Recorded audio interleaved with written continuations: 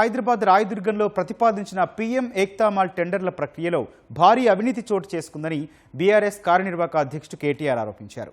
ప్రజా భూములను కేంద్ర ప్రభుత్వ నిధులను ప్రైవేటు డెవలపర్ దోచిపెట్టేలా రేవంత్ రెడ్డి ప్రభుత్వం నిబంధనలు మార్చిందని మండిపడ్డారు.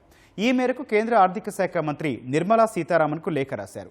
రాయదుర్గంలోని ఎంతో విలువైన 6.3 ఎకరాల ప్రభుత్వ భూమిలో 2059 కోట్ల అంచనా వ్యయంతో పీఎం ఏక్తా మాల్ నిర్మాణానికి టెండర్లు పిలిచారని కేటీఆర్ తెలిపారు.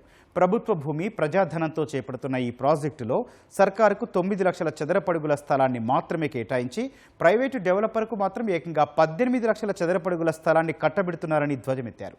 ఈ ప్రాజెక్టు కోసం కేంద్ర ప్రభుత్వం 202 కోట్ల నిధులు మంజూరు చేసిందని, కేంద్రం నుంచి వచ్చే 200 కోట్ల వడ్డీ లేని శాస్కీ రుణాన్ని సైతం ప్రైవేటు డెవలపర్కు మళ్లించేలా షరతులు మార్చారని కేటీఆర్ లేఖలో పేర్కొన్నారు.